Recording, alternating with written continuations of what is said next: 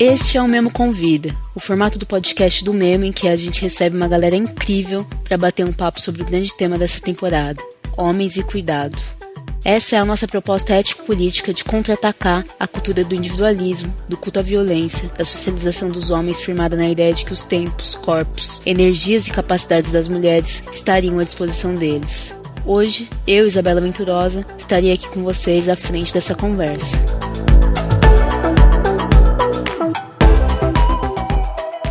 Para abrir os trabalhos, a gente quer aqui pensar sobre a distância dos homens em relação ao cuidado e como ela representa grandes perdas para a sociedade como um todo. Nossa proposição é a de que encorajar a aproximação entre os homens e o cuidado oferece um caminho possível para a promoção da equidade de gênero que não beneficia apenas as mulheres, mas todo mundo. E hoje, para conversar comigo, eu estou aqui com Daniel Costa Lima. O Daniel eu já conheço há algum tempo. Inclusive, eu me lembro de ler ele há mais de uma década atrás sobre questões ligadas à violência contra a mulher. Ele é psicólogo com mestrado em saúde pública e, desde os anos 2000, trabalha com questões relacionadas a masculinidades, violência baseada em gênero e paternidades. Ele já atuou em uma série de organizações não governamentais importantes para o debate sobre masculinidades no Brasil, entre elas o Instituto Papai, o Instituto Promundo e o ISER. Também esteve à frente de relatórios sobre a situação da paternidade no Brasil e trabalhou no Ministério da Saúde, na Coordenação Nacional de Saúde dos Homens. Hoje, além de um montão de coisas que ele faz através da empresa Paternidades Equitativas, ele também atua no cuidado do Francisco, que tem 5 anos, e dos gêmeos Caetano e Luiz, hoje com 3 anos. Não é pouca coisa, né? Então acho que eu estou bem acompanhada. Obrigada por aceitar entrar nessa com a gente, Daniel. Eu que agradeço, Isabela. Daniel, você que já passou por instituições como o Instituto Papai e o Promundo, conta pra gente como essa perspectiva do cuidado tem aparecido nos trabalhos com homens no Brasil, ali desde os fins dos anos 90? Bom, vamos lá voltar um pouquinho aqui. Olha, acho que, em primeiro lugar, eu acho que é interessante a gente pensar como é que os homens entram nesse campo, né?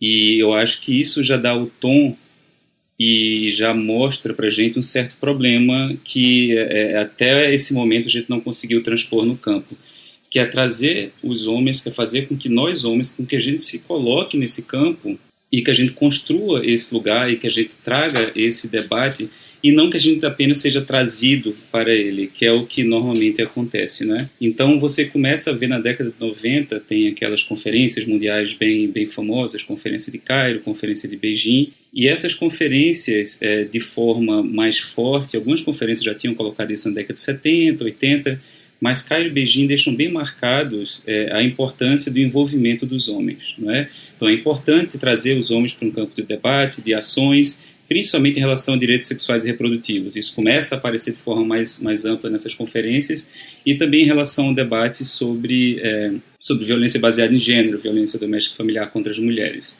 E o que é muito interessante de se ver é que você não tem nenhum homem naquela época que esteve lá em Cairo e Beijing e levantou a mãozinha e propôs, a gente tem que começar a conversar com os homens e tal.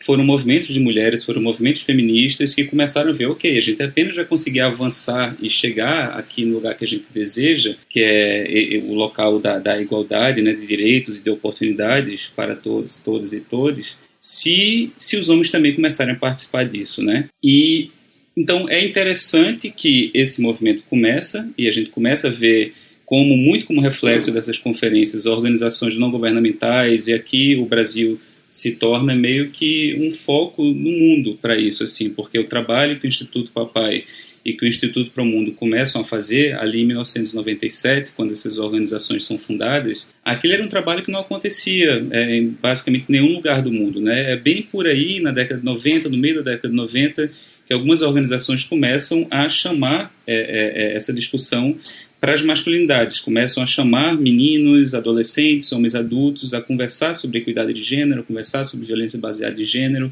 sobre paternidades e cuidado. Mas aí entra um outro problema, que eu acho que a Margarete Arilha fez isso de forma exemplar, quando ela vai para essas duas conferências, para várias conferências a partir da década de 70, e ela começa a ver como é que os homens surgem nessas conferências, né? Então ela fez um trabalho de análise profunda nos relatórios dessas conferências, e ela chega à conclusão que os homens são trazidos nessa discussão, são introduzidos nessa discussão de uma forma bastante instrumental. Ou seja, vamos trabalhar com os homens, mas para usar esses homens para que nós possamos ter resultados positivos para meninas e para mulheres. Então, isso eu acho que é normal que isso tenha acontecido dessa forma. Afinal, as mulheres estavam lá com um propósito, os homens não estavam lá pensando nisso de forma alguma, em direitos sexuais e reprodutivos e violência não estavam.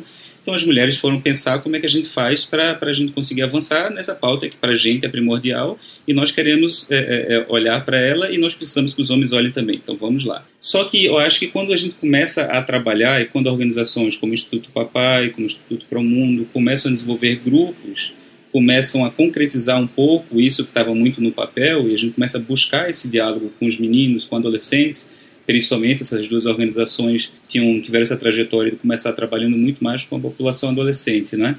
E aí a gente começa a ouvir esses meninos, e aí a gente começa a escutar demandas também desses meninos, e aí a gente começa a ver também que você sempre trabalhar com essa população, tendo essa agenda, né, que a gente já chega com a agenda, a gente já chega já com a nossa proposta, que vocês vão modificar mais para que vocês se tornem menos violentos contra as mulheres, para que vocês participem mais quando vocês se tornarem pais, para que vocês conversem sobre contraceptivos, e enfim. E isso traz isso traz alguns ruídos dentro dos grupos, porque eu acho que é muito fácil você notar, quando você está dentro de um espaço, com pouco tempo você nota qual é o objetivo do espaço. Eu acho que os meninos começam a notar e falam, eu acho que isso aqui não é muito para mim, assim. Então a gente tem que transpor, eu acho que um pouco, e a gente continua ainda aprendendo. Eu acho que esse é um movimento que hoje em dia, eu acho que a gente começa a olhar mais e começar e ver da importância de quando a gente começa esses espaços, quando a gente faz campanhas ou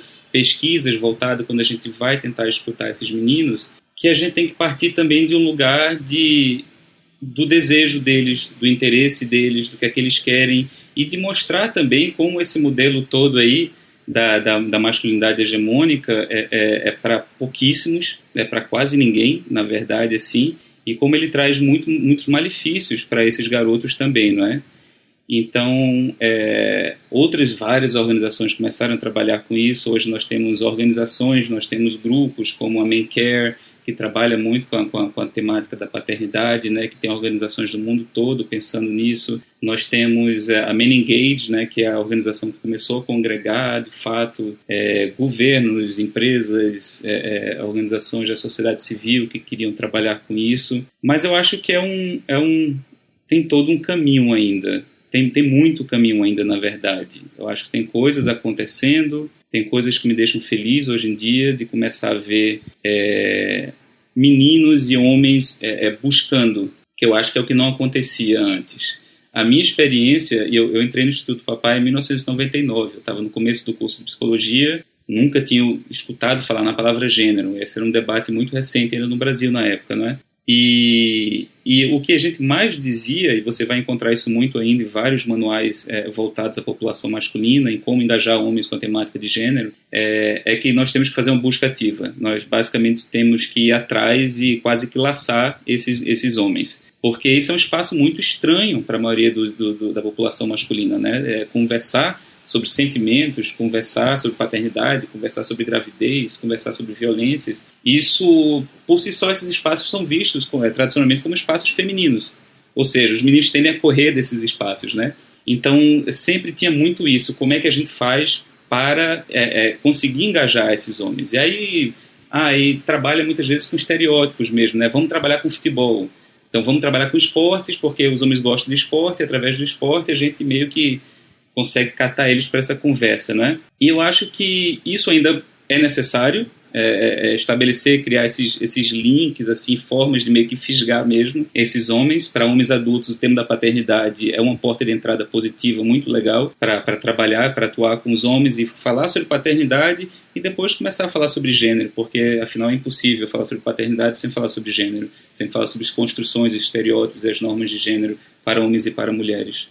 Mas hoje eu começo a ver uma série de homens adultos buscando isso, tentando saber onde é que tem grupo para conversar sobre masculinidade, coisa que não acontecia de fato de forma alguma ali no começo dos anos 2000. Meninos também começando a buscar isso. Eu acho que ainda lentamente, mas isso me dá uma certa alegria. Ao mesmo tempo, temos um recrudescimento muito forte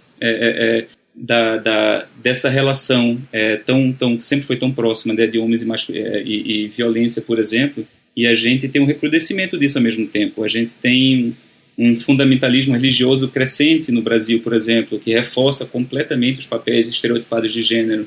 A gente tem chás de revelação e aquele negócio de descobrir o sexo, que é uma coisa altamente bizarra e tem que ser estudada, assim, o que é que se passa na cabeça das pessoas para fazerem isso. Mas a gente tem isso crescendo, a gente tem os meninos acessando cada vez materiais ainda mais agressivos e violentos e com esse reforço dos estereótipos de gênero, dos desenhos, dos videogames, e as meninas cada vez mais brincando de boneca e de coisa com purpurina e com unicórnio e coisas do tipo. Então, ao mesmo tempo que você tem muito mais debate sobre o tema, você tem um recrudescimento.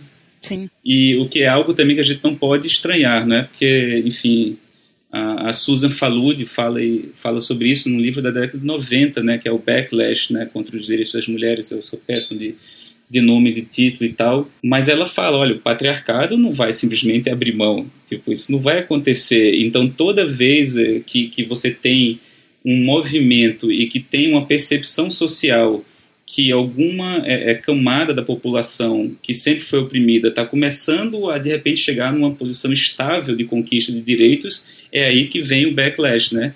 E, porra, aqui no Brasil a gente teve Bolsonaro, né? Então, quer backlash maior do que isso, né? Sim. Quer mensagem mais forte do que isso para gente que trabalha com gênero, com masculinidades, com essa ideia do patriarcado.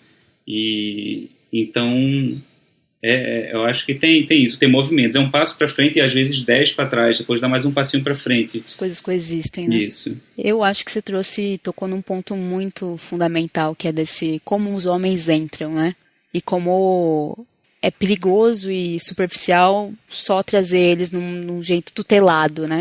Eles precisam se sentir parte, né? Eles precisam se sentir... Acho que eu fico muito... Te ouvindo, eu lembro muito de Bell Hooks, que sempre eu volto para Bell Hooks, na coisa do ensinar a transgredir, comunidade de aprendizado. Agora com os ataques em escolas e da palestra em escola, falar com os meninos. Quando a gente fala de equidade de gênero, quando fala de feminismo, a conversa tem que ser com eles, né? E não de cima para baixo. É de também percebê-los, reconhecer e oferecer escuta, né? Eu acho que para as pessoas se sentirem pertencentes só por essa via mesmo. Tenho muito conversado aqui dentro com o pessoal do Memo sobre não querer dar bronca em homem, não querer ser babá de homem, não querer estabelecer nenhuma relação que seja essa, que não é relação de parceria, que talvez seja o caminho que a gente está tentando buscar desde ali anos 90, né? Acho que você toca num ponto muito importante, que não seja só uma relação instrumental, né? E acho que isso também se liga a um outro lance que eu fiquei pensando enquanto te ouvia, que vamos chamar os homens para perto, né? Mas que homens? Né? Os homens são um problema. Que homens são esses? A gente nem conhece essa categoria sobre a qual a gente busca incidir, né? Eles são plurais, eles têm relações com gênero que também são diversas. Sim. Por outros marcadores, né? Você que também estava envolvido naquele relatório sobre paternidades negras, acho que é bastante interessante perceber que não dá para ir para uma via única de diálogo, né? Mas acho que eu já estou até me antecipando em coisas que eu queria te perguntar. E uma delas era se você enxerga também uma relação entre o que a gente está chamando de perspectiva do cuidado, uma relação entre essa perspectiva do cuidado e o enfrentamento da violência baseada em gênero. Se você acha que o cuidado é também um lugar que facilita conversas que possam prevenir ou transformar a relação dos homens com a violência. Total. Você um pouco falar sobre emoções com homens, né? Você meio que abrir uma caixa de Pandora, né? Assim, porque você nunca sabe o que é que vai sair de dentro, né? Assim, eu acho que muitas pessoas ficam um pouco com receio, com medo, né? O que é que sai de dentro de uma caixa que está fechada há tanto tempo, ou que nunca foi aberta de repente, né? Que meninos que só puderam vislumbrar um pouco do que é se expressar livremente ali até os 4 anos, mais ou menos 5 anos, e depois você começa num processo de enrijecimento, né? E você endurece. E aí você tocou no nome da Bell Hooks, né? E ela ela é fantástica, como ela trouxe para esse campo a palavra amor. E isso não é pouca coisa, né? Como é que você cresce sem ter o direito de receber amor, de receber afeto, e sem ter o direito de expressar amor e afeto? E a gente sabe que isso tem cruzamentos e tem perspectivas muito diversas quando você vai falar ainda de homens negros, de homens não brancos, assim, como são menos permitidos ainda, né? É como esse embrutecimento se dá de forma muito mais forte ainda. O Jackson Katz, que é outra figura que trabalha essa temática há muito tempo nos Estados Unidos, né? Ele tem um documentário que eu acho que é o Tough Guys, que ele brinca com a palavra disguise, né? De como os homens se veem na obrigação de usar essa máscara da dureza, da força, né?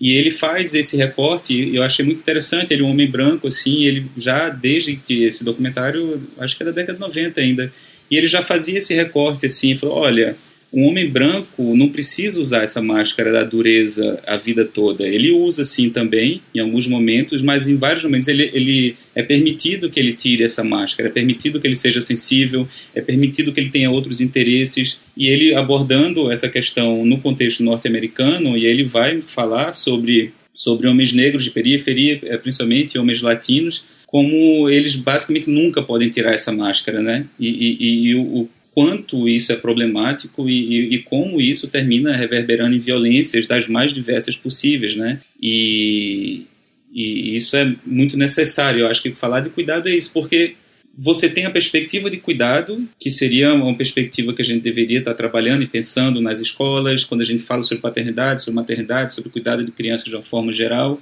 e que é muito pouco feito. E a gente tem, pelo outro lado, a perspectiva do risco, que eu acho que essa é a perspectiva que a gente cresce muito, né? A gente cresce com essa ideia de que a gente tem que se arriscar, que é meio que o oposto do cuidado, né? A gente não aprende a se cuidar. Como é que você pede para alguém que nunca se cuidou, que não sabe nem o que é cuidar de si, que ela cuide de outras pessoas, não é? É muito estranho isso, assim. Você sequer imaginar, né? Você concretizar o que é cuidado para os meninos é muito esquisito. E isso fica muito concreto em alguns momentos, isso explode em alguns momentos, né? Isso explode, por exemplo, quando o homem tem o seu primeiro filho, quando ele se torna pai pela primeira vez. Uma pessoa que nunca foi colocada nessa posição, né? E, é claro, existe uma cobrança, ou deveria existir, eu acho que deveria existir uma cobrança muito maior, na verdade, que a gente participe, mas que a gente esteja, de fato, engajado, né?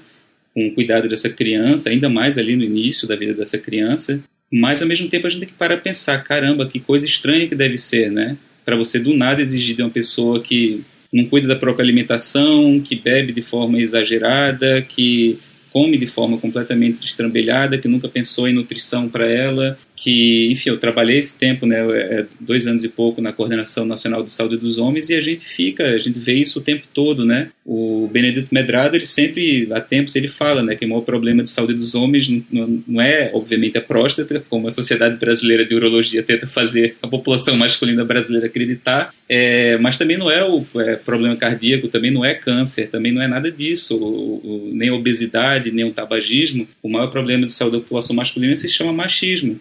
Não é? É o machismo que tira a gente dessa posição, que não ensina, que impede que a gente possa aprender sobre cuidado, expressar nossas emoções e se ver num lugar de vulnerabilidade, e poder expressar essa vulnerabilidade. Se você não pode se ver como vulnerável, como é que você vai buscar cuidado? Não faz sentido, não casa, sabe? Você não tem o caminho não é construído. Então você sofre em silêncio, você adoece em silêncio, e isso obviamente reverbera no corpo e na saúde mental da população masculina de uma forma tremenda, e obviamente também vai estourar e muito em cima das mulheres, em cima dos filhos desses homens, das filhas desses homens também, não é?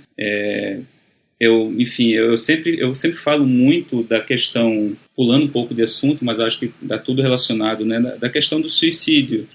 A gente tem escutado mais falar sobre suicídio, acho que a gente pesquisa muito pouco sobre suicídio no Brasil, a gente tem poucos dados sobre suicídio no Brasil, mas uma coisa que a gente sabe é que mais de 80% dos suicídios são masculinos, são homens que se matam. 80%, 85%, né? E esse é um dado de quando a gente fala sobre violência, eu sempre trabalho algumas oficinas que trazem, né, algumas questões sobre violência. Quem mata mais, quem morre mais, quem morre mais por suicídio, por acidente de carro, isso, aquilo, outro. E geralmente as pessoas acertam tudo, né? Os homens são os que estão ali matando e morrendo muito mais de forma geral, né? Mas quando você fala em suicídio, as pessoas tendem a achar que são as mulheres que se matam mais. E aí tem a ver também com os estereótipos de fragilidade das mulheres, né? E a verdade é que muitas vezes as mulheres tentam mais cometer suicídio, e muitas vezes essa tentativa faz muito mais parte de um processo de pedida, de pedido de socorro, né? Eu lembro que eu via isso muito quando eu estava fazendo estágio curricular num CAPS de saúde mental, lá em, 2004, e um número muito grande de mulheres que chegavam, né, que tinham ingerido medicamentos, que tinham ligado gás da cozinha ou coisas do tipo. E a gente chegava a poucos casos de homens que tinham tentado suicídio, porque quando o homem tenta, o homem dá um tiro na cabeça, ele se joga na frente de um trem, ele se joga do 10º andar de um apartamento, e o mais complicado disso é que muitas vezes esse homem que se mata, ele tinha deixado quase rastro nenhum desse sofrimento para amigos, para familiares, para a própria companheira ou companheiro, para o pastor da igreja que ele ia, enfim, e fica aquele silêncio, aquele todo mundo fica assim, não faz sentido, ele não pode ter se matado, porque ele nunca disse que estava mal. E eu costumo falar isso, assim, tantos homens têm a coragem de pegar uma arma, botar na cabeça e puxar o gatilho, que eu imagino deva ser a maior coragem que uma pessoa pode ter na vida, tirar a própria vida, mas não teve coragem de chegar e de falar com alguém que estava sofrendo, de falar com a própria companheira, de falar com o pai, com a mãe, com o filho, com o melhor amigo, sabe? Falei, caramba, que não dificuldade. Saber falar, né? Não saber, não. Não tenho esse aprendizado também de como falar sobre essas coisas. E te ouvir falar, acho que todo mundo, a gente estuda isso, né? Lida com os dados, lê muito sobre, mas quem não estuda isso, todo mundo tem alguém em casa, todo mundo que convive com homens, né? Que é basicamente todo mundo, tem alguém por perto que talvez seja esse homem, que tem uma série de sofrimentos psíquicos e mais além, e não sabe como acessar o cuidado, ou determinado cuidado, né? Porque sempre tem uma mulher cuidando de alguma forma. Eu vejo na minha própria família, os homens são cuidados, cuidam por uma via financeira muitas vezes, mas são extremamente cuidados. Só que também tem âmbitos onde o cuidado não alcança, o cuidado dessas mulheres, né? E aí eu vejo esse ponto que você trouxe, que é o campo mais psíquico, né? Que talvez seja o campo menos acessado do cuidado. E aí vem esse marcador que eu acho que é um marcador racial e de classe, que você nomeou aqui um pouco antes sobre essa máscara. Os homens negros e pobres são ensinados a endurecer mais e não há possibilidade para fora disso, enquanto os homens brancos talvez acessem um pouquinho ali mais de poder não usar essa máscara todo o tempo, né? Eu percebo que hoje, olhando até para consultórios de psicólogo em São Paulo aqui, quem é que frequenta, né? Quem é o perfil? Qual é o perfil da pessoa que busca esse lugar para falar de si, para se repensar e pedir ajuda, né? E tem dinheiro para isso também, né? Exatamente, tem um marcador de classe, tem um marcador de racial, e que não é uma coisa pequena, né? Não, de forma alguma. Então para quem também tá acessível o cuidado, né? Sim.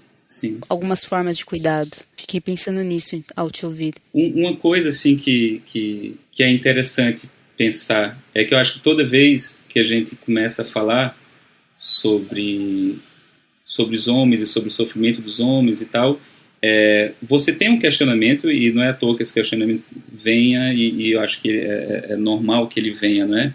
Que algumas pessoas cobram, como assim você está falando sobre o sofrimento dos homens e as mulheres, né? E você tenta colocar na balança os sofrimentos, o que sempre é uma coisa perigosa e que a gente nunca vai conseguir compreender e chegar numa equação perfeita para isso, né? E eu estava vendo ontem, na verdade, eu estou pensando isso, falando em cuidado, falando nessas questões todas, eu estou tentando desenvolver uma estratégia para trabalhar com um grupo de meninos ainda um pouco mais jovens, assim, a partir de 12 anos, mais ou menos, na escola que meus filhos estudam. Chegou através de um pai da escola, começou com coordenadora, a coordenadora começou comigo, a gente vai ter uma conversa, mas enfim. Eu estou pensando no formato, como é que eu vou fazer isso, né, que eu tô animado para fazer isso, ainda mais com a simbologia sendo a escola dos meus próprios filhos, assim, né, uma coisa que me dá um prazer de fazer.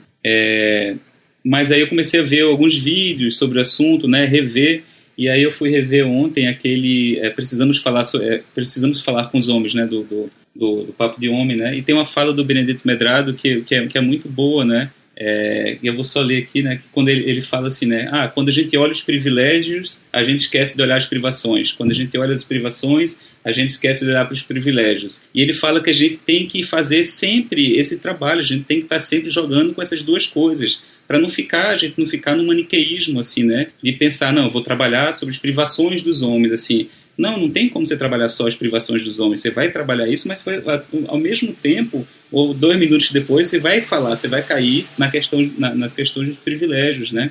Então, isso é complexo, mas é o tipo de trabalho que eu acho que tem que ser feito, né, se a gente quiser chegar no lugar que a gente precisa chegar, com essa população também, não é? E acho que também uma questão de não só trabalhar as duas coisas, mas perceber o quanto elas estão integradas, né? Uhum. Muitas vezes, trabalhando com homens denunciados por crimes de violência contra a mulher, é sempre pensar sobre como eles estão violentando para fora, mas também sendo violentados, e isso tendo repercussões também na saúde mental. Então, como a gente diz, né, o machismo não faz mal só para as mulheres, faz também para os homens. Uhum. Tanto na violência que eles cometem uns contra os outros, porque esse é um outro dado, né? Uhum. O dado de que eles também matam uns aos outros 10 vezes mais do que matam as mulheres, se suicidam mais, como você disse, agridem as mulheres também sistematicamente. Então, pensar sobre essas questões atreladas, integradas, é essencial para a gente ver que essa balança nunca fecha de um jeito positivo, né? Uhum. Para a sociedade. Exato. Eu acho que ao trabalhar com juventude, isso é ainda mais desafiante também, né? Às vezes eu tive algumas experiências de trabalhar com meninos em medida socioeducativa. E muitas vezes meninos que também cometem violência contra as namoradas e tudo mais. E aí são os mesmos meninos que são violentados em muitos espaços. São os mesmos meninos que estão muito vulneráveis em muitos espaços. Sim. Então, a violência é um elemento que circula de uma maneira muito danosa, mais amplamente, né? Mas, bom, importante você trazer esse exemplo da escola dos seus filhos, porque eu queria passar para esse ponto. Quando o tema é paternidades, quais que você acha que são os aprendizados que você colheu nesses anos todos de trabalho? Olha, a primeira coisa que eu acho que é uma coisa muito positiva, mas que nem todo mundo faz isso ainda como você fez, que é falar em paternidades no plural, né? E isso daí, por si só, já muda tudo, assim. Já muda tudo. A gente costumava falar muito paternidade, da mesma forma que a gente falava sobre masculinidade, né? Eu não sei se o Google agora, se o Word mudou e tal, mas até pouco tempo atrás você escrevia masculinidades, aí ele marcava que estava errado, né? Meu Deus, tá ruim o negócio. Mas eu acho que isso é uma mudança muito grande nesse campo. Eu acho que a gente tem olhado para o campo das paternidades de uma forma mais complexa, de uma forma que é mais real, ainda mais pensando no contexto brasileiro, né?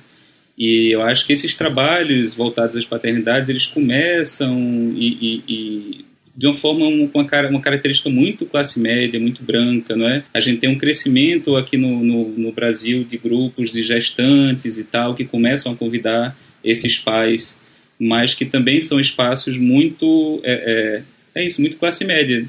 Até porque isso não está colocado ainda como uma política pública, né? Isso vem melhorando e a gente tem uma política pública hoje em dia, né? Então você tem a Coordenação Nacional de Saúde dos Homens, que eu nem sei se esse é o nome da coordenação mais, porque mudou, enfim, basicamente acabou no governo Bolsonaro, voltou agora, está com a gestão, com uma galera legal à frente, mas quando eu estava lá ainda...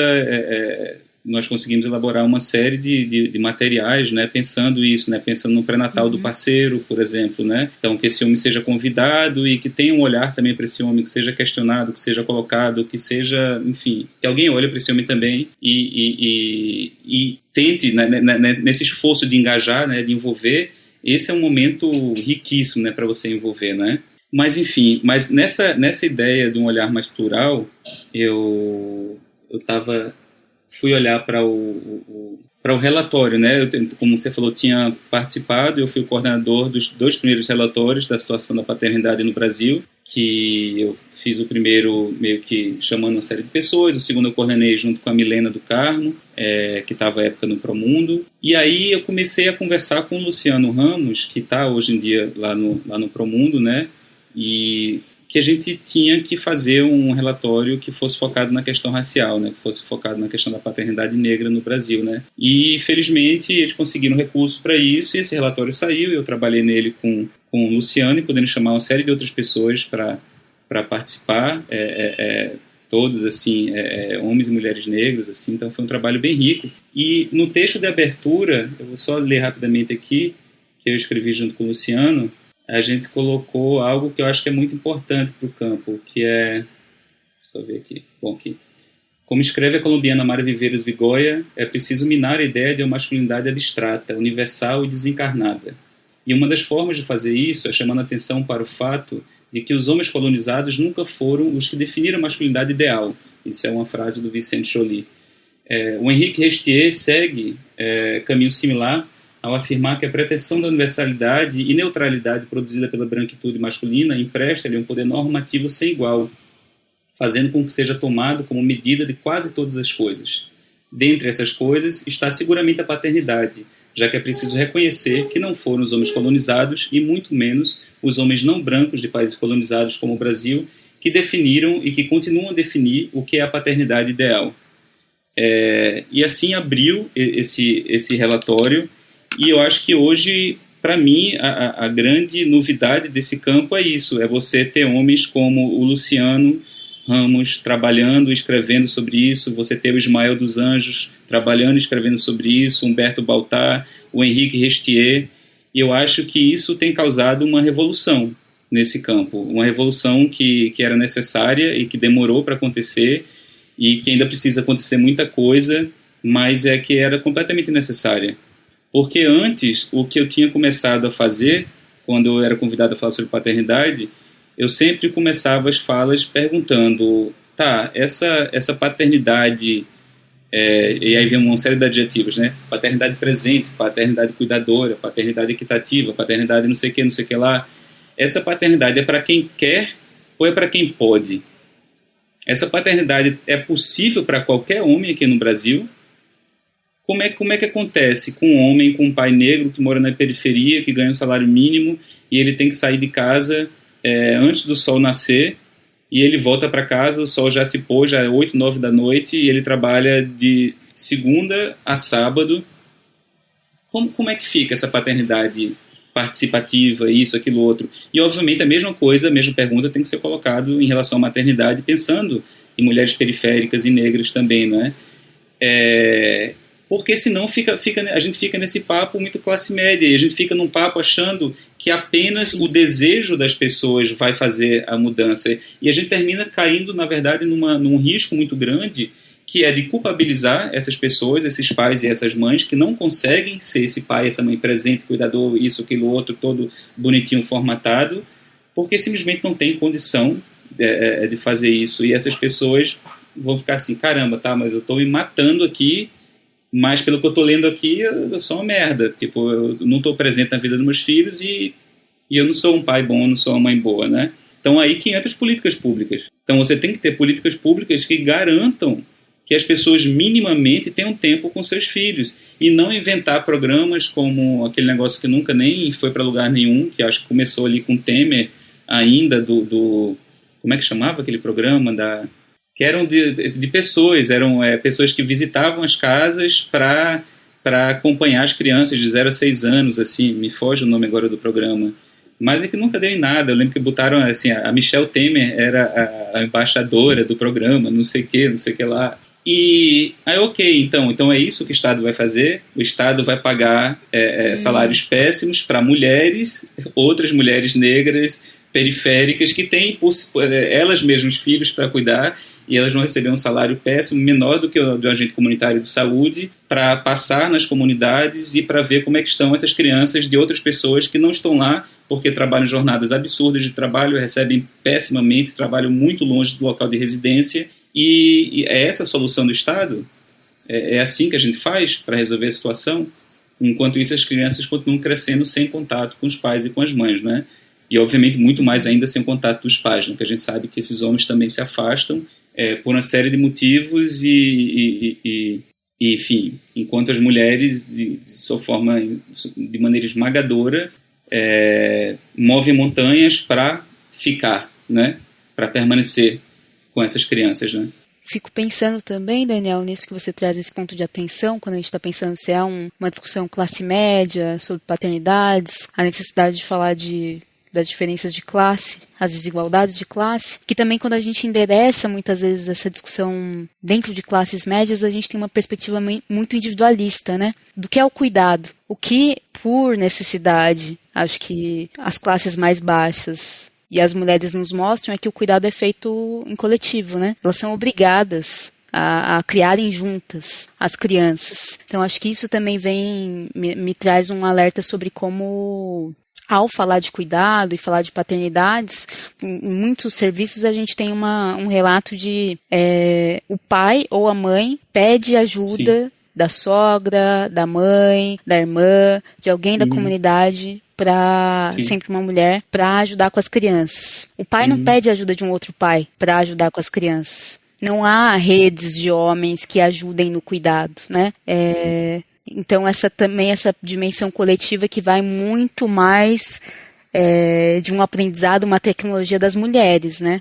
Das mulheres negras, muitas vezes. É isso, voltando lá para a questão que eu comecei, né, de como as mulheres trouxeram os homens, meio que colocaram os homens nesse campo, né, naquelas conferências lá. E como até hoje você não tem um movimento de homens levantando essa discussão, acho que não dá para chamar de movimento. Você tem ali, um grupo acolá, uma rede aqui, uma rede acolá, mas você não tem um movimento porque você também não tem, por exemplo, incidência política. Você vê que os homens são a esmagadora maioria em tudo que é campo político, nas assembleias legislativas, em tudo que é lugar, na Câmara dos Deputados, no Senado, e você não vê esses homens, por exemplo, se juntando para falar sobre cuidado, falar sobre paternidades. Você não vê. Eles têm todo o poder do mundo para fazer isso, mas não fazem. E, ao mesmo tempo, você não tem grupos de homens se organizando para pressionar que esses outros homens que estão lá façam isso. Também não tem. Então, até hoje, você não tem um movimento de homens aqui no Brasil lutando pelo aumento da licença paternidade. Você não tem. Você tem organizações não governamentais que pediram muito e continuam pedindo isso, mas o Instituto Papai e Pro Mundo fizeram várias campanhas sobre a questão da licença e o aumento da licença e tal, e que não deram em nada, e muito porque isso, não tinha tração. Não adianta uma organização chegar. Você tem que ter peso. Você tem que ter peso. Como é que as mulheres conseguiram as coisas? Sim. Você não vê, conseguiram as coisas e continuam conseguindo, continuam batalhando, mas através de movimentos, indo para a rua, juntando pessoas, fazendo esse movimento crescer e tal. E você não vê isso nos homens assim. Se a gente tivesse aqui no Brasil, por exemplo, falando de políticas de cuidado, a gente tem que falar sobre licença parental. A gente não tem que falar nem que licença paternidade. A gente tinha que estar falando sobre licença parental, que é algo que já está aí aplicado em vários países do mundo. Não é uma coisa extraterrestre, não é uma coisa... Tem Portugal, tem Cuba. A gente geralmente olha mais para os países lá, para a Suécia, para a Finlândia, não sei o quê. Mas Portugal tem. Cuba tem, sabe assim, vários outros países têm aqui próximos da gente. E a gente tem estudos que mostram que, de fato, o que pode mudar, uma coisa que concretamente consegue alterar e consegue mudar e engajar os homens nessa política do cuidado, é a licença parental. Então, é a licença parental com alguns parâmetros, claro, né? Tipo, na Suécia... quando eles lançaram a licença parental, ela tinha tipo 480 dias mais ou menos, mas ela não especificava 480 dias para o casal, seja ele homoafetivo ou heterossexual que fosse, decidir como é que eles vão querer tirar esses 480 dias. E aí rapidamente eles viram que isso não funcionava, porque as mulheres tiravam basicamente todos os dias e os homens não tiravam quase nada. Até porque quando quem está com a licença não recebia o salário integralmente. Os homens costumavam receber mais do que as mulheres, então tinha essa conversa e falava, não, por conta de uma economia familiar, é melhor que o homem continue trabalhando. Mas a gente sabe que não era só isso, né? Mas enfim, tinha esse discurso. E aí com o tempo eles foram colocando cota para os homens. Então começou de 480 dias, 30 dias de cota para os homens, e se os homens não tirassem esses 30 dias eles não voltavam para as mulheres, era perdido. Então os homens começavam a se ver mais obrigados a pegar esses 30 dias, e foram aumentando. Hoje está em 90 dias para os homens. E é intransferível. Ou o homem usa, ou esses dias estão perdidos. Então, e teve todo o acompanhamento, porque quando isso foi colocado, por exemplo, na Suécia, na década de 70, em 76, se eu não me engano, já foi pensado como uma política de equidade de gênero. Já tinham clareza que aquilo estava sendo, que queriam aquilo como política de equidade de gênero. Então, a política foi crescendo, foi sendo melhorada, aprimorada, e estudos começaram a ser feitos para acompanhar esse engajamento dos homens com o cuidado das crianças. E, de fato, foi comprovado que quanto mais licença os homens tiravam, mais participativos eles eram, maior contato eles tinham com o filho, mais engajados eles, de fato, eram com o cuidado das crianças. Então, assim, e isso teve um crescimento na equidade de gênero, porque quando os homens se engajam mais, as mulheres têm mais tempo, que é a verdade, o maior bem que a gente pode ter na vida é tempo, né? O que ninguém tem, não é? É tempo para se aprimorar profissionalmente, é tempo de bem-estar, é tempo para cuidar da saúde física e mental, tudo que as mulheres não têm. Então, por que os homens conseguem galgar maiores passos na vida profissional, política, não sei o que lá? Porque tem tempo para isso. Porque tem uma mulher em casa fazendo as coisas. Então ele tem tempo de jogar futebol, tomar uma cervejinha, relaxar, dar uma desopilada e tal. E as mulheres não têm tempo. Tem tempo para brigar, para, enfim, estudar mais e ir atrás para conseguir ter aquela promoção que as mulheres normalmente não têm.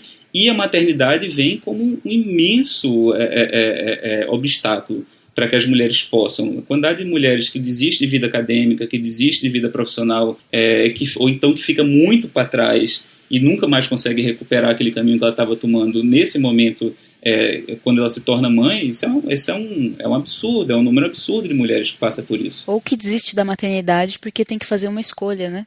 Não pode ser como um homem, que pode ser um pai e um profissional. Exatamente. Isso não é uma escolha dentre muitas opções, né? E aí é falar de privilégio, né? E aí falar de privilégio. E as pessoas não falam, não notam o gigantesco privilégio que isso é. Sim. E aí fica difícil. E aí eu não quero demorar muito nisso, mas a gente fala dessa coisa dos privilégios que os homens têm quando o tema é esse, mas também qual é o prejuízo de um cara que não está vivenciando a paternidade de uma maneira plena, né? Com seus filhos, não está tendo esse cuidado cotidiano que não seja só como provedor, né? Acho que eu vejo, olhando para os homens à minha volta e também conversando com os adolescentes, até nessa coisa de não falar eu te amo pro pai, nunca ter ouvido um eu te amo do pai, ou não conseguir dar um abraço no pai de verdade. Quantos meninos e quantos homens adultos têm essa interdição? E o que isso tem a ver com o tipo de paternidade que eles são ensinados? O que você tem que fazer é bancar esse menino. E isso é ser um pai presente. O resto não é necessário, mas é necessário, né? Isso também traz um prejuízo que eu acho que é muito grande para os homens. Sim. E aí, puxando para você agora, que eu queria também passar por isso, porque eu sei que você tem aí em casa 3 meninos lindos, acompanho fielmente pelas redes sociais o crescimento dos 3 pequenos. Eu queria te perguntar se tornar pai também alterou alguma coisa no seu olhar sobre esses temas com os quais a gente trabalha e sobre cuidado especificamente também. Olha, eu não sei se alterou muita coisa. Eu acho que o dado da realidade, da dificuldade que é você ter essa experiência, que era algo que eu não tinha, não é? Eu nunca tinha tido essa experiência de cuidar de outras crianças, enfim. E o tamanho do desafio é brutal, assim, é brutal. Eu, hoje em dia, fico pensando, por exemplo, assim, de coisas profissionalmente que eu conseguia fazer, que hoje em dia eu não consigo mais. Eu não consigo. Tipo, eu fico brincando, faz 5 anos que eu não durmo. Assim, faz 5 anos que eu não tenho uma noite de sono inteira, assim. Isso para mim é algo que eu tomo assim como algo muito importante, porque eu sempre tive muito problema para dormir a minha vida inteira, desde a infância. E eu tinha finalmente aprendido a dormir lá pelos meus, sei lá, 38, quase 40 anos, assim. Então eu vinha há uns 2 anos dormindo e eu tava, meu Deus, que achado, que coisa maravilhosa que é dormir. E aos 40 anos eu me tornei pai e aí foi pro beleléu essa conquista. Eu espero que volte um dia, mas isso parece engraçado, mas ao mesmo tempo assim, são esses dados de realidade, assim, o que é que causa na cabeça, na saúde mental, no corpo de uma pessoa que não consegue ter as horas de sono que ela precisa para estar descansada, para no próximo dia trabalhar, produzir, tocar a vida. Então, isso, novamente, né, é uma experiência que, de modo geral, as mulheres têm muito mais do que os homens, assim, de perder as horas de sono por conta das crianças, por conta da amamentação e tudo mais. E são coisas que eu não sabia. Então, eu escrevia sobre paternidades, eu fazia relatórios sobre paternidades, eu dava oficinas sobre paternidades. E eu acho que até o primeiro texto que eu escrevi depois que eu me tornei pai, eu comecei a escrever uma coluna no Portal Vermelho.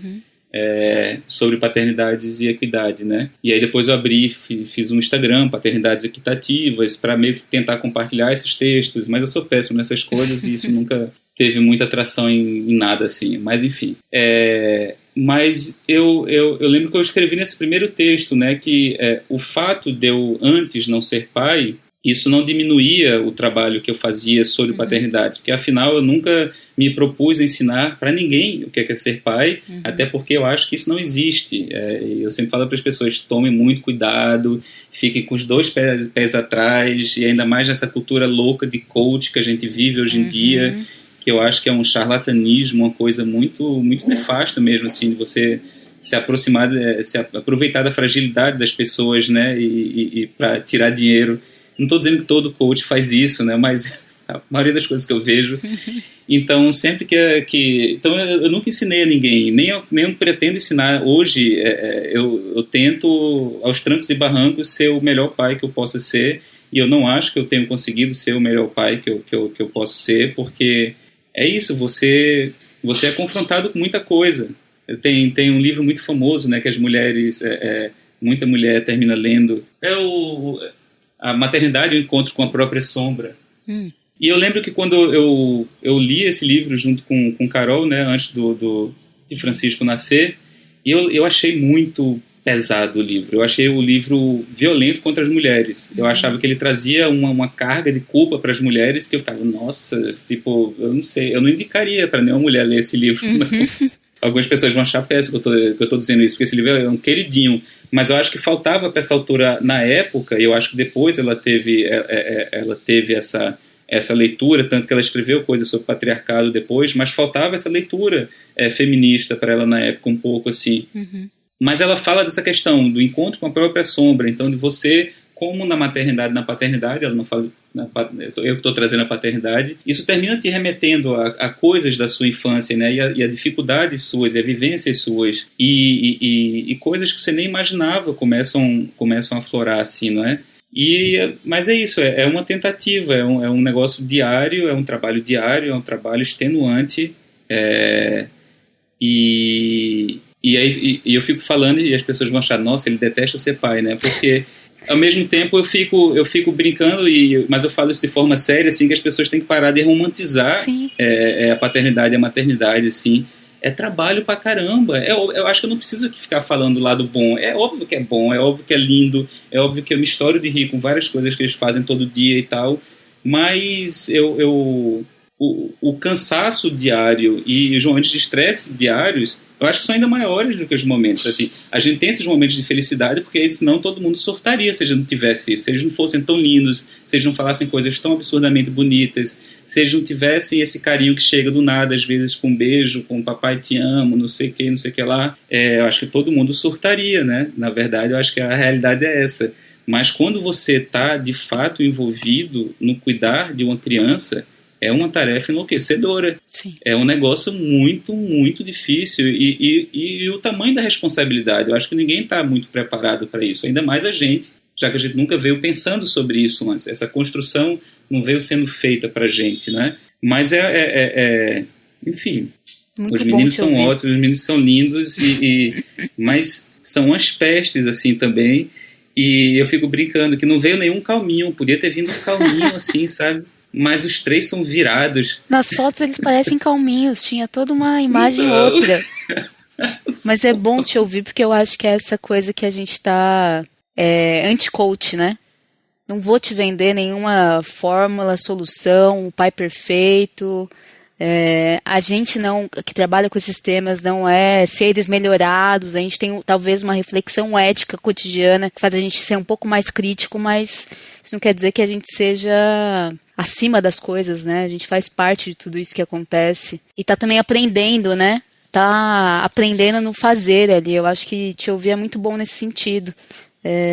Um respiro nesse mundo que a gente está vivendo hoje, que é cheio de páginas do Instagram tentando vender vivências e etc, e curso, e masculinidades saudáveis, positivas, e a gente não está falando disso, né? A gente está falando de outra coisa. A gente está falando mais de um compromisso ético com certas pautas do que sobre modelos de pessoa, né? Sim, total. Para finalizar, o que você acha que, em termos mais práticos, a gente tem que fazer para aproximar os homens do cuidado? E aí, muito já pegando a sua crítica inicial sobre não tutelá-los, não empurrar para cima deles as coisas, mas, de fato, fazer eles se sentirem pertencentes a essa discussão e a esse movimento nosso. Olha, eu acho que a primeira coisa é dar a real sobre o que é a masculinidade. E aí a masculinidade agora aqui no singular mesmo, a masculinidade hegemônica. O que é que ela significa? O que é que ela traz para a vida de todo mundo? E também para a vida dos homens e dos meninos, né? Eu acho que... Eu vi até uma discussão um dia desse, não sei se chegou a virar uma polêmica e tal, mas alguém escreveu que não existe masculinidade boa e tal. Outras pessoas comentaram e tal. E sempre tem as pessoas que falam, tá vendo, estão querendo acabar com a masculinidade. Como assim não tem nada de bom na masculinidade? E a verdade, assim, é porque as pessoas acham assim, quando isso é dito, as pessoas acham que a gente está falando dos homens. Não existe nada de bom nos homens. Não existe nada de bom na masculinidade.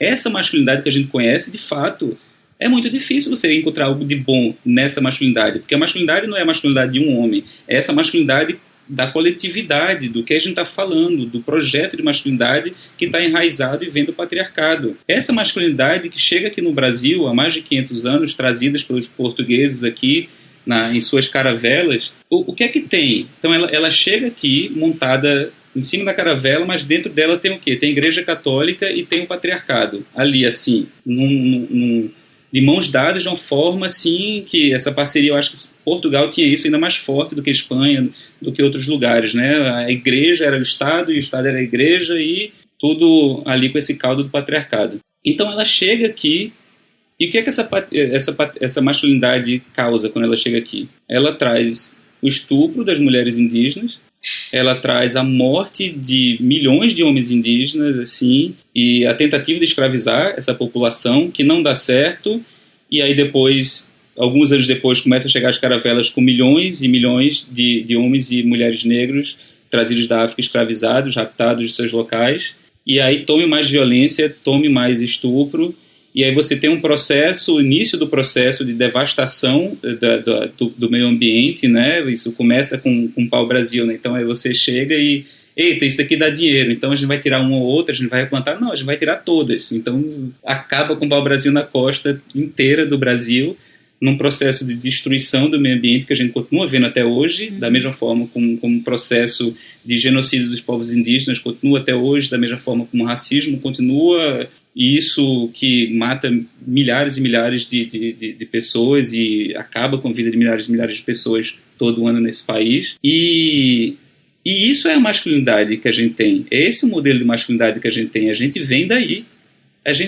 Assim. Então, tem uma frase do Paulo Prado, né, quando ele define o patriarcado à la brasileira, que é esse patriarcado trazido pelos portugueses, né, como pai soturno, mulher submissa e filhos aterrados. Esse patriarcado e essa masculinidade tá aí. E é algo que é ruim para todo mundo. É ruim para todo mundo, porque esses homens que andam aí buscando essa coisa, buscando essa masculinidade que não existe. E aí é muito interessante, eu sempre falo muito da fala, da colocação do Michael Kaufman, que é o fundador da campanha do Laço Branco, né? Um dos fundadores, né?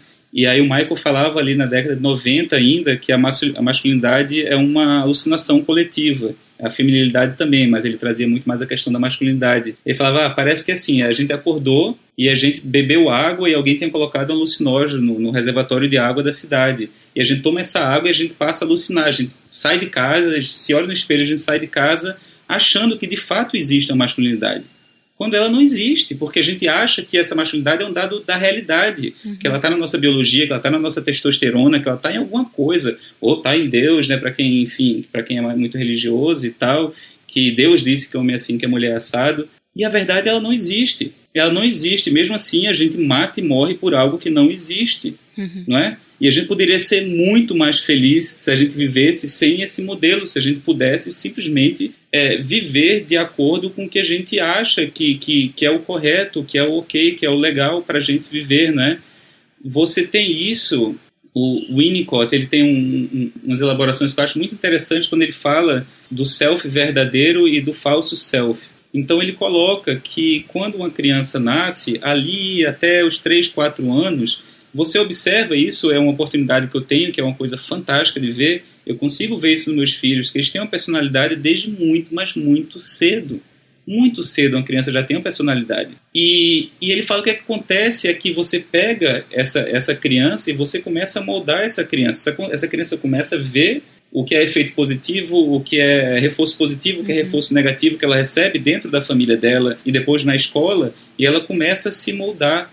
E as construções de gênero são, assim, excelentes para demonstrar isso, né? Então esse menino começa a ver e ele começa a escutar, e ele começa a ver na televisão, e ele começa a ver na propaganda, ele começa a escutar um amigo falando, a mãe falando, o pai falando, o avô, não sei o quê, que menino é assim e tal, ele começa a receber aqueles brinquedos, e ele começa a se enquadrar, e esse menino poderia ser que o temperamento dele, que o self verdadeiro dele, fosse algo que ia para um outro caminho, que ele era um menino que ia trabalhar criatividade, sensibilidade, escrita, enfim, artes, dança, o que for, mas ele começa a ser moldado e ele começa a ver que ele não pode ter acesso a essas coisas. Então a gente vai moldando, e o que o Winnicott coloca é que com o tempo, e normalmente aí, quando você chega na adolescência isso já aconteceu, é que o falso self, esse self que a gente vai criando, essa máscara que a gente vai colocando, essa máscara da masculinidade, ela já tá, que no começo você bota e tira, né?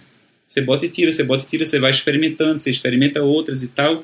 Mas quando você chega ali na adolescência, muitas vezes você não consegue mais tirar. Então o falso self vira o seu self verdadeiro e vai desconstruir isso agora.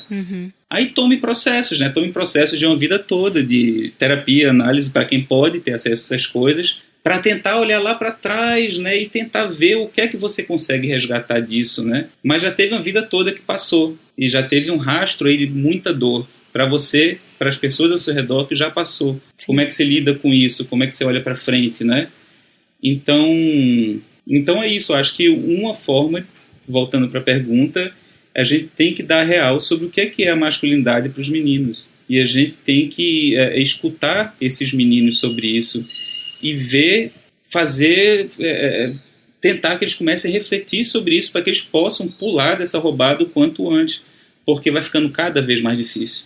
Cada vez mais difícil. Então, se a gente conseguir fazer isso o quanto antes melhor. E eu acho que é esse um dos caminhos. Esse não é um caminho, né? Tem muito caminho na política, tem muito caminho mais macro, né? Mas a gente tem que começar a pensar o quanto antes sobre isso. Sim. Acho que você aponta já para coisas que a gente está pensando bastante sobre como essa conversa tem que ser cada vez mais cedo, né?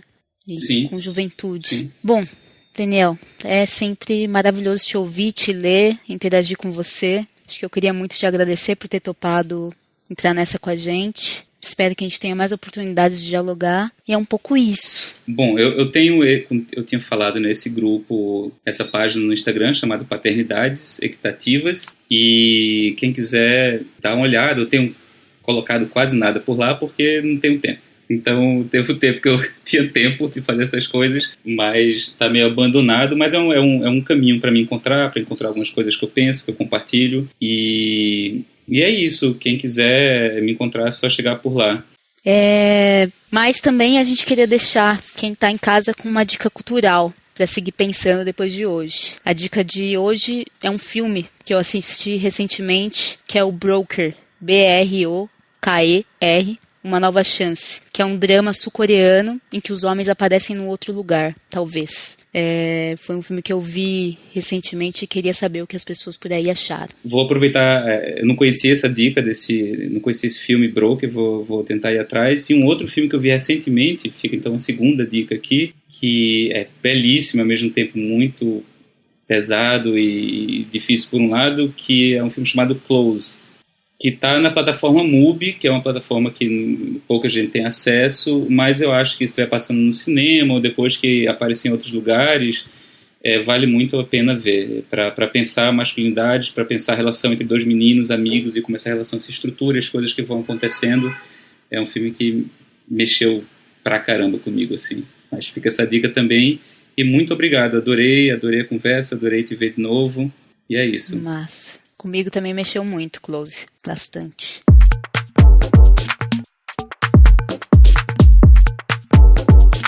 E a mensagem é a seguinte: a gente entende cuidado como algo político, que não deve estar só no colo das mulheres nem de outros grupos minorizados, e é preciso que todos nós, então, hajamos pela mudança e que os homens se responsabilizem individual e coletivamente por produzir uma sociedade melhor e mais justa para todas as pessoas. Esse foi o Memo Convida.